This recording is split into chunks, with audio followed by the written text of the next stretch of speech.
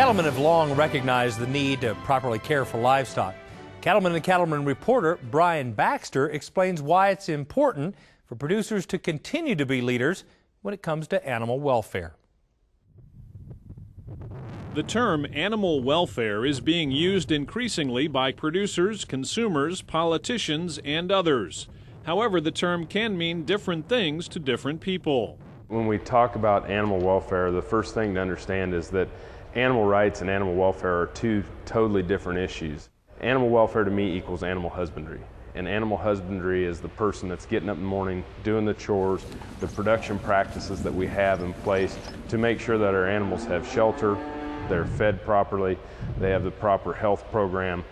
That to me is what producers do every day, is animal welfare.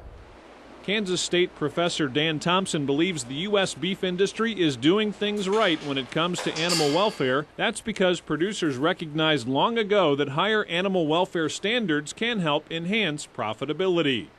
The thing that the consumers want to know, they want to be assured that what we're doing is the best that we can do for the animals. And that is exactly what we're doing. The producers, the farmers, and the ranchers work diligently to care for their animals, because if we don't care for the animals and we don't care for the land and we don't produce a safe, wholesome, nutritious product, we won't be in business. NCBA has developed care and handling guidelines as part of the Beef Quality Assurance Program. Self-imposed efforts like the BQA practices are the key to avoiding additional and burdensome government regulation. The impact of such legislation would eventually trickle down to the consumer, some of whom in today's economic environment may not be able to afford the potential food cost increases.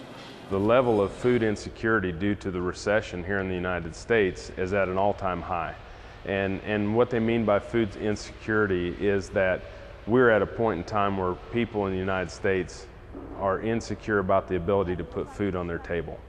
How does that relate to animal welfare? Well, when we look at the different bills and we look at the different things on Capitol Hill as far as some of the food safety initiatives, some of the animal welfare initiatives, as we're moving into these areas, I'm not saying that having some sort of checks and balances system is inappropriate, but I do think that people need to understand how well we're taking care of these animals, how well we're using our antimicrobials, and as they increase the cost of doing business, they will increase the cost of the food for the American citizens.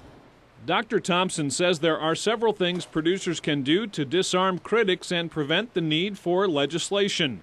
The first step is to get out and help spread the positive message of the beef industry. Well, I think that being a good activist for the industry is important, and that starts even on a local level. Going into the schools, I think that education can't start soon enough on how people understand their food is being produced. The big thing that consumers need to understand is we have nothing to hide in the beef industry. We're a transparent industry. If you want to come out to our ranch or to our feedlot and see how beef is being produced, we invite you. The other thing we have to do for our consumers is when there is a case of abuse, our industry needs to stand up and say, that's wrong. I think that is something that we have done in the past and will continue to do so as we move forward when we have a few bad apples try to spoil the whole bunch. The bottom line is, producers that practice good animal welfare are creating long-term benefits for themselves and the entire industry. I'm Brian Baxter for NCBA's Cattlemen to Cattlemen.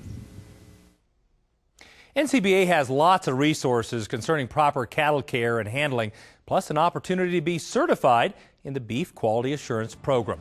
You can learn more at cattlementocattlemen.org.